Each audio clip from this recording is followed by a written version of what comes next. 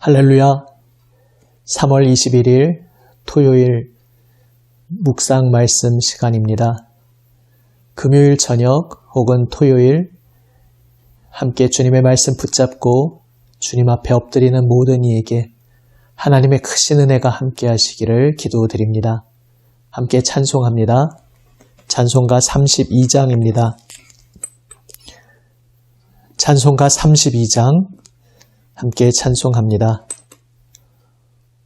만유의 주제 존귀하신 예수 사람이 되신 하나님 나 사모하여 영원히 섬길 내 영광 되신 주로다.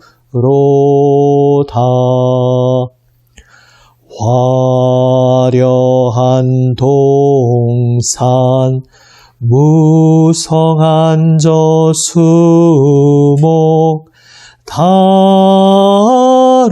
아름답고 묘하나 순전한 예수 더 아름다워 봄 같은 기쁨 주시네.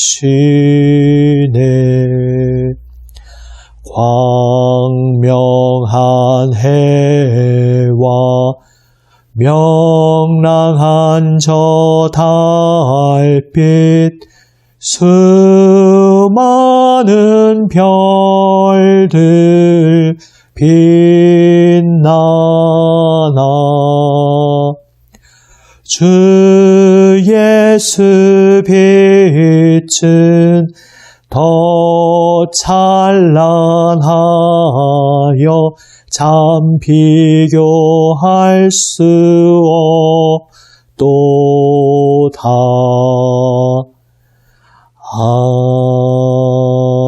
아멘.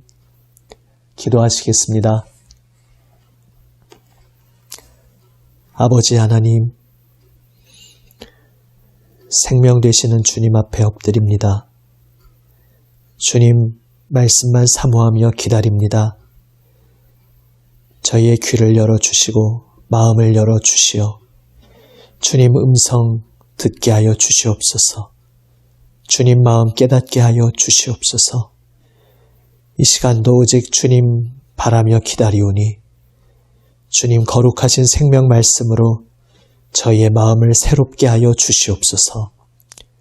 우리 구주 예수 그리스도의 이름으로 기도드립니다. 아멘. 하나님 말씀 마가복음 11장 27절에서 33절 말씀입니다. 마가복음 11장 27절에서 33절 말씀 신약성경 74면입니다. 신약성경 74면 마가복음 11장 27절에서 33절 말씀 제가 말씀을 읽습니다. 그들이 다시 예루살렘에 들어가니라. 예수께서 성전에서 거니실 때에 대제사장들과 서기관들과 장로들이 나와 이르되 무슨 권위로 이런 일을 하느냐? 누가 이런 일할 권위를 주었느냐? 예수께서 이르시되 나도 한 말을 너희에게 물으리니 대답하라. 그리하면 나도 무슨 권위로 이런 일을 하는지 이르리라. 요한의 세례가 하늘로부터냐 사람으로부터냐 내게 대답하라. 그들이 서로 의논하여 이르되 만일 하늘로부터라 하면 어찌하여 그를 믿지 아니하였느냐 할 것이니 그러면 사람으로부터라 할까 하였으나 모든 사람이 요한을 참 선지자로 여김으로 그들이 백성을 두려워하는지라. 이에 예수께 대답하여 이르되 우리가 알지 못하노라 하니 예수께서 이르시되 나도 무슨 권위로 이런 일을 하는지 너희에게 이르지 아니하리라 하시니라. 아멘. 바로 앞에서 대제사장 그리고 서기관들, 장로들이 깜짝 놀랄, 아니 분노할 그러한 일을 예수님께서 하셨습니다. 성전에서 그 성전 체제에서 이루어지고 있는 일들을 가로막으시고 뒤엎어 버리셨기 때문입니다. 이제 예루살렘 종교 최고의 권위를 가지고 있는 산헤드린 공회원, 그 공회원은 대제사장, 서기관, 장로들, 오늘 나온 바로 이 세 그룹에 속한 사람들로 이루어져 있었습니다. 그들이 나와서 묻습니다. 권위에 대한 질문을 합니다. 자신들이 유대 종교 최고의 권위를 가지고 있다고 생각하고 있기에 도대체 너는 무슨 권위로 성전에서 이런 일들을 벌이느냐? 그렇게 그들이 묻고 있습니다. 그리고 이 질문 자체에 함정이 있습니다. 성전에서 이런 권위를 가지고 행할 수 있는 존재라면 유일하게 메시아 그리스도밖에 없습니다. 하지만 내가 메시아요, 그리스도요라고 말하면 그들은 신성모독으로 바로 그 말을 빌미삼아 예수님을 체포할 수 있었습니다. 그러니까 이 질문에 어떻게 대답하든지 그리스도라고 대답하면 신성모독죄로 잡아 넣을 수 있었고, 그렇지 않다고 다른 대답을 하면 그렇다면 권위도 없는데 감히 하나님의 성전을 이렇게 어지럽힐 수 있냐라고 하면서 또한 성전 모독죄로 잡아 넣을 수 있는 그러한 상황이었습니다. 어느 쪽으로 대답해도 출구가 없는 그러한 질문을 만들어서 그들은 이 괘씸한 자, 감히 유대 종교 그 권위를 어지럽히고 결국 자신들이 생각할 때는 하나님의 권위를 침해한 이 괘씸한 자를 어떻게 해서든지 처단하려고 생각하고 있었습니다. 그리고 알고 보면 그것은 사실은 자신들의 권위를 침범한 것에 대한 분노였습니다. 그런데 예수님께서는 그 질문에 답을 하지 않으시고 다른 질문을 던지십니다. 그리고 이 질문에 답하면 나도 답해주겠다 말씀하십니다. 그리고 세례 요한에 대한 질문을 오늘 본문 읽은 바와 같이 던지십니다. 세례 요한의 그 권위가, 그가 세례를 준 것이 하늘로부터냐 사람으로부터냐, 이것을 물으십니다. 하늘로부터냐라는 것은 세례 요한이 세례를 준 것이 하나님께서 명하신 하나님의 권위로 이루어진 것이냐 물으시는 것입니다. 사람으로부터냐라는 것은 그렇지 않고 하나님이 명하신 적도 없는데 세례 요한이 제멋대로 자기 마음대로 임의로 행한 것이라고 생각하느냐, 이러한 질문입니다. 그리고 이 질문에 대해서 그 종교 지도자들은 대답할 수가 없었습니다. 왜냐하면 하늘로부터라고 대답하면 하나님으로부터 온 것임을 시인하는 것인데 그들은 세례 요한을 인정한 적이 없었기 때문입니다. 세례 요한에게 나와서 그 베푸는 세례를 받지도 않았고 세례 요한을 반대하였었기 때문에 이제 와서 하늘로부터라고 대답할 수 없었습니다.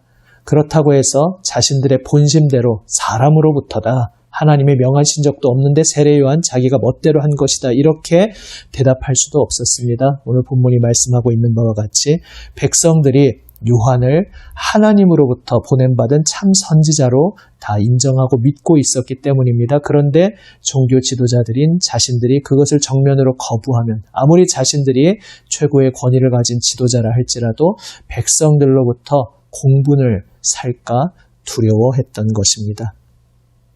결국 그들은 대답을 회피했고 예수님께서도 너희가 대답하지 않으니 나도 대답하지 않겠다 말씀하십니다.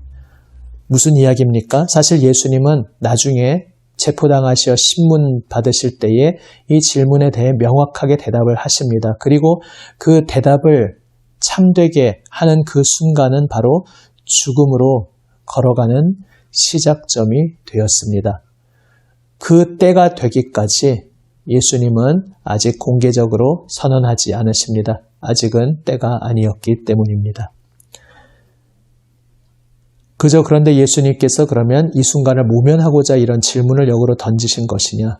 그것이 아니라 예수님을 향해 무슨 권위로 이런 일을 하느냐라고 질문하고 있는 그들의 그 마음, 그들의 자세, 그들의 상태 자체가 얼마나 일그러져 있고 잘못되어 있는지를 스스로 깨닫도록 그들에게 질문을 던지신 것입니다.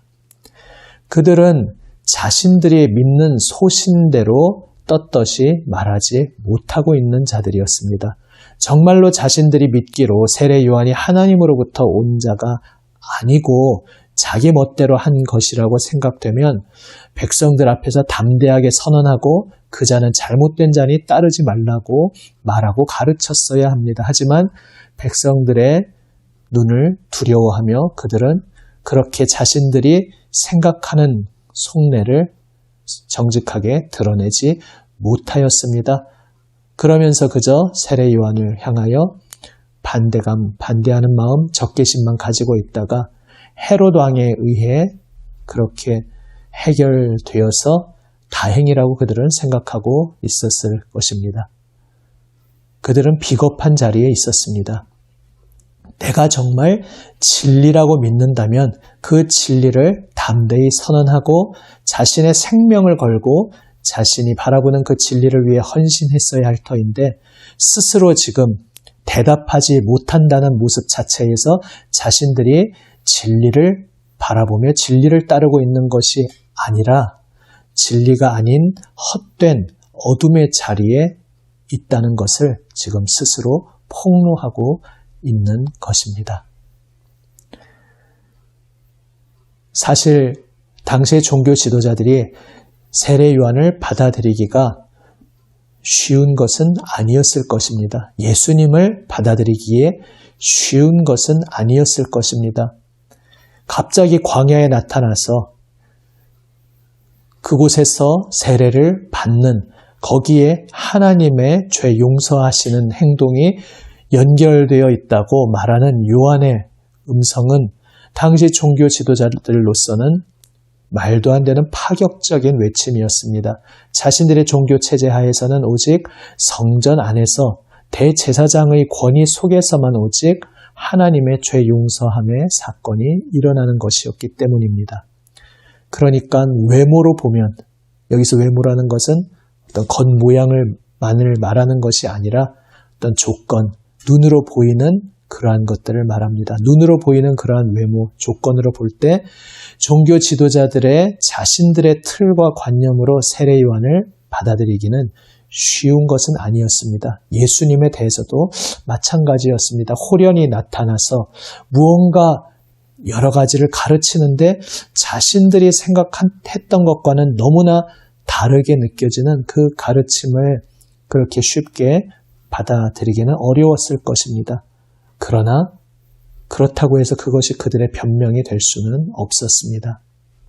이미 세례 요한의 외모가 어떠하든지 그 외적 조건이 어떠하든지 간에 그의 음성을 통해 어떤 말이 들려오는지 귀담아 들었다면 그들은 그 음성을 통해 진리의 말씀이 선포되고 있다는 것을 영혼 깊숙이 느낄 수 있었을 것입니다. 이미 예수님의 음성이 울려 퍼지고 있는데 거기에 귀 기울여 마음을 담아 들어보면 그분이 바로 진리의 말씀이시라는 것을 그들은 영혼 깊은 울림으로 느낄 수 있었을 것입니다. 하지만 그들은 그렇게 하지 않았습니다. 그렇게 함으로써 지금 종교적인 것, 겉으로 볼 때 종교적인 것에 골몰하며 많은 일들을 하고 있는 것처럼 보였지만 진리에는 전혀 관심이 없었다는 것, 하나님의 말씀에 자신들의 귀와 마음을 전혀 열지 않고 있었다는 것이 폭로되었던 것입니다. 여기서 우리는 두 가지 인생을 보게 됩니다. 하나는 예수님께서 걸어가신 그 길, 그 인생입니다. 바로 진리에 헌신하는 인생이십니다. 하나님께 헌신하며 진리이신 하나님, 하나님의 진리에 헌신하는 인생입니다. 예수님께서는 제자들을 부르시며 우리를 부르시며 그 진리에 헌신하는 인생을 함께 살아가자고 주님을 따라오라고 우리를 초청하고 계십니다. 또 하나의 인생은 진리에 헌신하는 것이 아니라 나의 안전, 나의 안정을 붙잡고 나의 자리를 지키려고 하는 그러한 인생입니다. 다르게 표현하자면 처세술을 신봉하는 인생입니다. 물론 처세술이라는 것은 인생 살아가는 데 있어서 더 부드러운 방법, 길을 참고할 수 있게 해준다는 면에서 참고 자료가 될 때가 있을 수 있습니다. 하지만 기본적으로 근본적으로 생각해보면 처세술이라는 것은 그 방향 자체가 처음부터 잘못 잡혀 있는 것입니다. 처세술의 방향은 내가 더 어떻게 하면 더 안정된 자리를 붙잡고 유지할 수 있을까? 여기에 그 방향이 잡혀 있다 할 수 있습니다. 주님의 진리를 따르는 방향이 아닌 것입니다. 물론 오해하지 않아야겠습니다. 그럼 처세술이 아니라 주님의 진리를 따른다는 것이 나의 종교적인 맹신으로 내 뜻을, 나 자신의 뜻을 주님의 뜻으로 아전인수격으로 무조건 갖다 붙이면서 밀어붙이는, 물론 그러한 것은 아닙니다.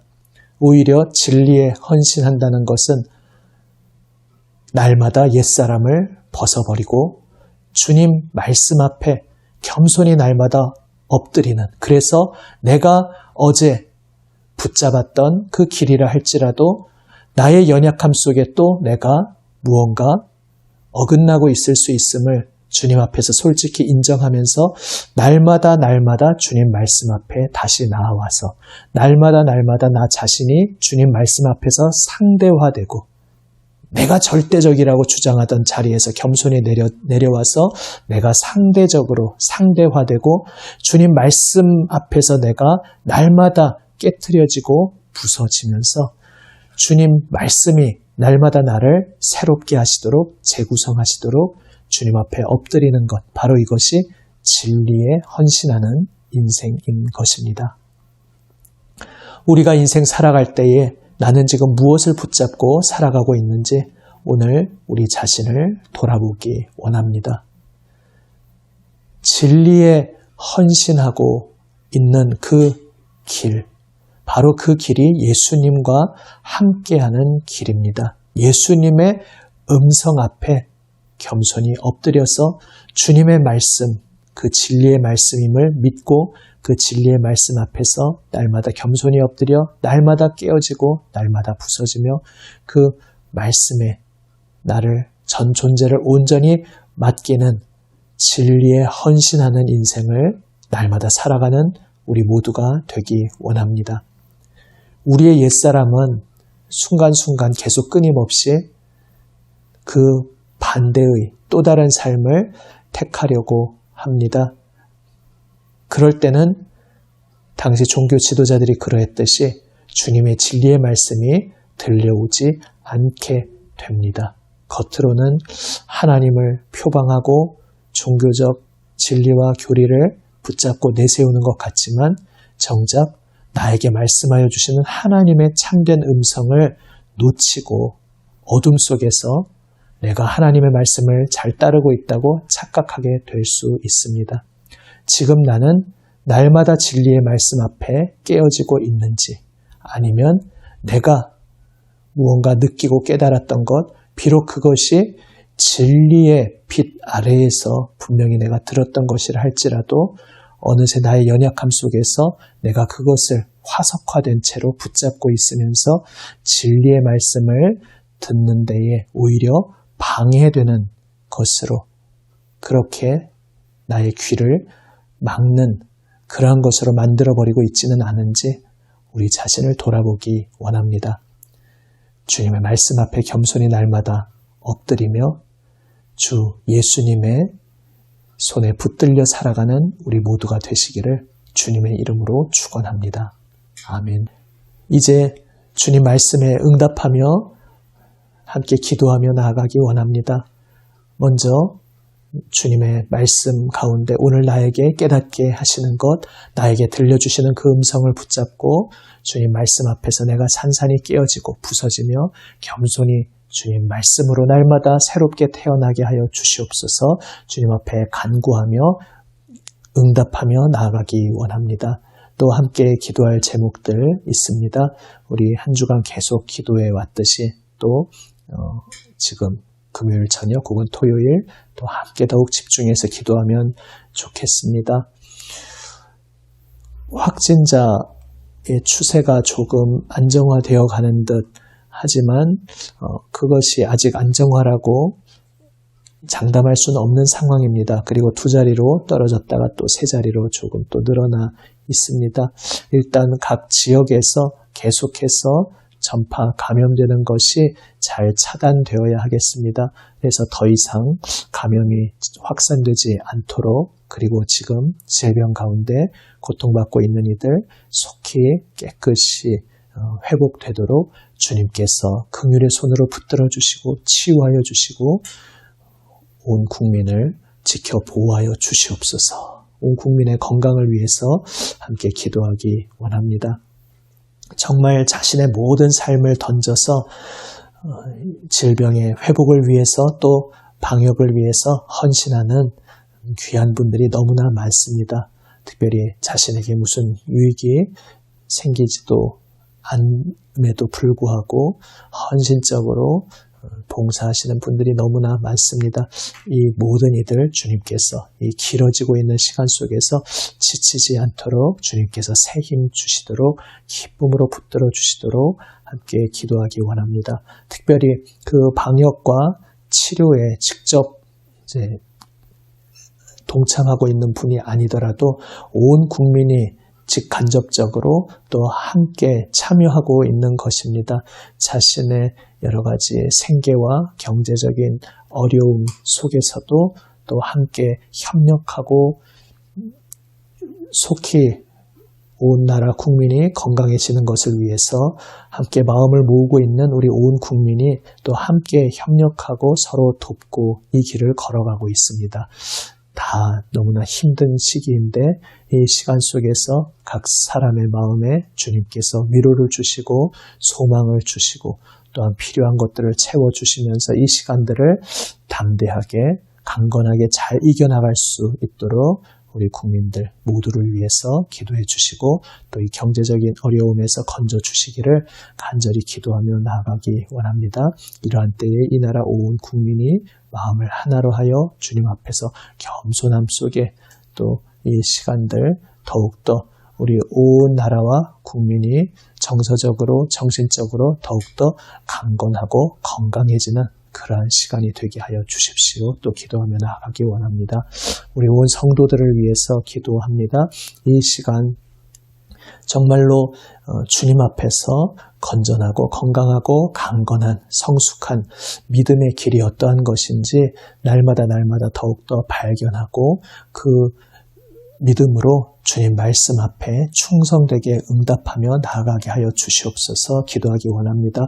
불안에 붙잡히지 않고 우리가 서로 조심하고 지혜롭게 행하되 또 주님 안에서 나 자신의 불안에 사로잡혀 있는 것이 아니라 하나님께서 행하실 것을 믿고 주님께 모든 것 맡기게 하여 주시옵소서. 성도들 위해 기도하시고 더 나아가서 또 서로 이웃을 위하여 돌아보고 격려함 속에 나 자신을 지키고자 하는 그 자리에서 더 나아가서 서로 사랑으로 돌아보고 격려함 속에 우리에게 베푸신 주님의 사랑을 더욱더 풍성히 체험하는 이 시간 되게 하여 주시옵소서. 우리 그리스도인 성도들을 위해서 또한 함께 기도하며 나아갑니다.